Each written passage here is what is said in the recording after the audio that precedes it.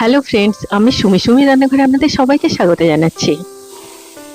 আজকে আমি আপনাদের সাথে শেয়ার করব খুব সহজ আর সুস্বাদু ভেজিটেবল ফ্রাইড রাইসের রেসিপি। এবার আসুন আমরা মটরশুঁটিগুলোকে ব্ল্যাঞ্চ করে নিই। ব্ল্যাঞ্চ করার জন্য আমি প্রথমেই গরম জলে মটরশুঁটিগুলোকে ডুবিয়ে কয়েক সেকেন্ড রেখে দিয়ে সাথে সাথে এগুলোকে তুলে আইস ওয়াটারের মধ্যে দিয়ে দিলাম।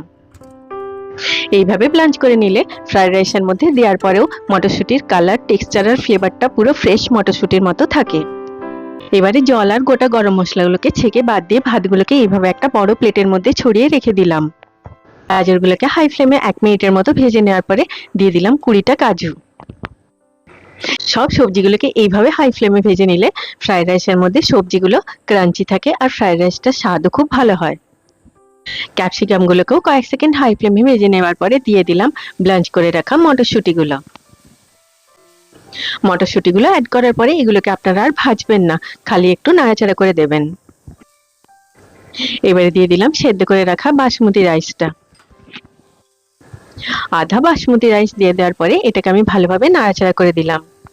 আপনারা নিশ্চয়ই বাড়িতে এইভাবে একবার ভেজিটেবল ফ্রাইড রাইস বানিয়ে দেখুন। এটা স্বাদ, গন্ধ, রং এতটাই সুন্দর হয় যে আপনাদের বারবার বানাতে ইচ্ছে করবে।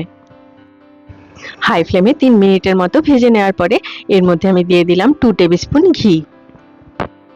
এই ভেজিটেবল ফ্রাইড রাইসটা আপনারা গরম গরম পরিবেশন করুন পনিরের তরকারি বা ডাল ফ্রাইয়ের সাথে। সবাই খুব ভালো থাকবেন। আবার আপনাদের সাথে আমার দেখা হবে আমার নেক্সট ভিডিওতে। Take care.